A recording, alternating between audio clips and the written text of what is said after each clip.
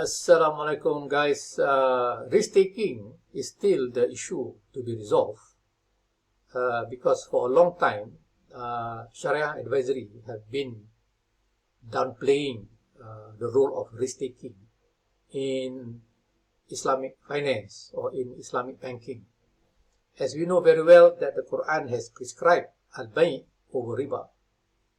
Does al-bay' as a sale contract or as a trading and commercial transaction require a closer look. But what has happened in the past is that the sale or al-bay' that the Quran has prescribed over riba is only seen as a sale that must be free from the prohibition, that must be free from riba, from gharar, from maisir, from gambling, from the prohibited commodities such as pork and alcohol. So that has been the flagship of Sharia compliant or patuh Sharia. But then when we are looking at the statement by some Sharia advisor that resharing or resharing is not found in the Quran, which we will accept, but that is not what we are trying to convey, that our main concern is the lack of risk-taking concern in Islamic banking.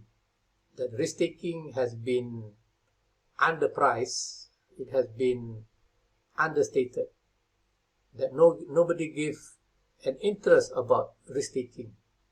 What matters in al-bay' is that they must be free from the prohibition to ensure that the contract is valid or sahih. Then the al-bay' must be free from the prohibition that we know very well. So just to go over the contract of al-bay', I will claim that risk-taking is evident in the pillar of the contract. By default, risk-taking is evident in the sale contract. That risk-taking must be recognized as a parameter to ensure that the Sharia compliant is including or is making risk-taking inclusive in the contract of sale. Risk-taking here, we are dealing with ownership risk-taking, because a sale is about buy and sell. It is about the passing of ownership from the selling party to the buying party. So the owner of the asset, who is the trading party, who is the trader, the merchant or the bank, they must take ownership of the asset before they make the sale, which also means that they must take ownership risk of the asset, right? So as we see earlier, as I was saying, that there are 4 pillars of contract: the buyer and the seller, the sarafah al-aqdi, that the seller and the buyer must be rational, they must be akil balik, so that they can understand, their responsibility and their obligation when they enter into the contract, the master sale agreement, the master purchase agreement, and so on. And then the objective of the contract is that the ownership of the asset must move from the selling party, from the trader to the buyer, right? So the objective of sale is to move ownership from the selling party to the buying party. So that is madu'ul aqdi. So we must make sure that the selling party, who is the bank, must be the owner of the asset before anything can be passed to the buying party.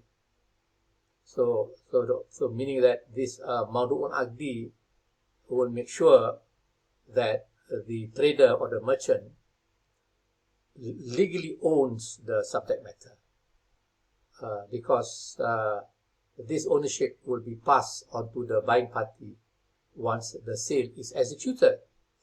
And then thirdly, we are looking at the mahalul aqdi, which is the object of the contract, which comprises of two components. Number one is the thaman, or the price. So the price, as we know, must be set on the spot. It must be agreed on the spot. So we don't have any issue about that, right? So we don't want to see any gharar or any ambiguities about the price, so that the price must be mentioned on the spot. And then when we go to the second component of the mahalul aqdi, which is the asset must be halal. Nobody will have problem with that. But the other component would be that the asset must be legally owned by the trader, by the merchant, by the bank. So by owning the asset, it also implies that the bank or the trader or the merchant holds ownership risk. Right? So that is a requirement. So with ownership of asset comes the holding of ownership risk. And then finally we got the ijab and qabul, or the offer and acceptance. There we don't have much issue. The issue here is that this ownership risk of asset in the sale has been downplayed, or it has been, deliberately mishandled by Shariah advisory, and not giving much attention to it.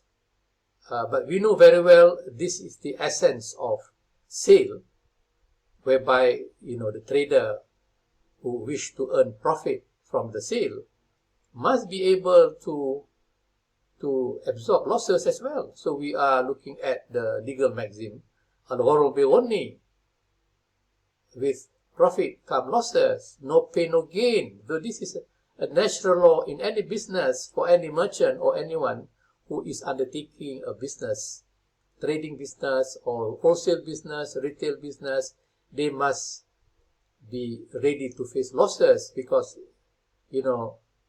prices are set by demand and supply, and there is no power out there to come and monopolize the transaction, because we are dealing with the competitive market where prices is determined by demand and supply. So once the bank hold the asset on their book, then the bank will be facing ownership risk.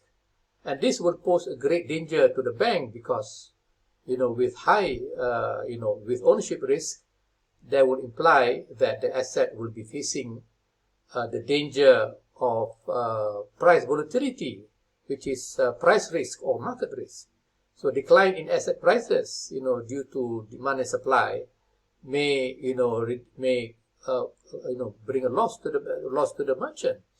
You may buy it for $1,000 wholesale price, and we intend to sell for $2,000 retail price, but due to a recession or a bad downturn, the price has fallen down below cost price, and the bank or the trader will be in trouble.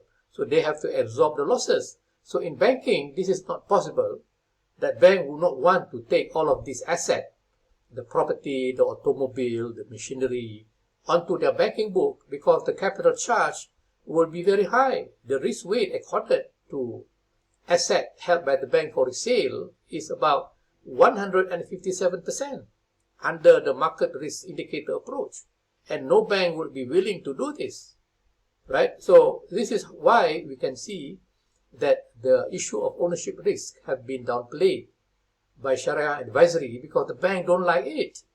The bank do not want to take ownership risk, because this will, require a big amount of capital charges, which the bank will not be able to afford. And for that reason, we can see that ownership risk has been compromised when the bank uses by al-inah in the earlier years, and now ownership risk has again been compromised when the bank uses tawarruq at both the deposit fund and the financing side. So we need to really, understand the issue. As I see earlier here, that ownership risk can also mean inventory risk, that the bank will have to incur high storage costs where to put all of this asset prior to the resale. There must be a logistic issue, so that will be another headache for the bank, inventory risk. And then we have asset risk, which is that the asset can become obsolete before resale, or it can be out of date. It is no longer fashionable.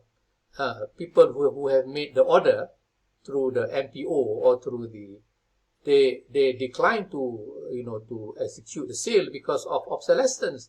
This can happen again. Ownership risk is a dangerous risk for the bank to hold due to the price risk, inventory risk, asset risk.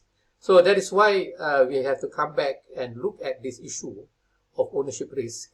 And we would like to see the Shariah advisor not to come and attack risk-sharing or PLS, because this risk-sharing PLS will come later when we talk about capital mobilization. What matters now is that when the bank is claiming that they are doing sale and purchase, jual beli, then they must be ready to face ownership risk, because that is what the Quran requires the bank to do or the trader to do. To do al-bay' is not easy, because we are fighting riba. Riba is kufur, al-bay' is Islam. So to do al-bay', there will be a lot of challenges, and this is one of the challenges that the Islamic Bank and Shariah Advisory and the regulator must recognize for us to find the remedy to ensure that ownership risk is properly observed in the contract of sale in Islamic banking and finance. Thank you very much. I'll see you again. Assalamualaikum warahmatullahi wabarakatuh.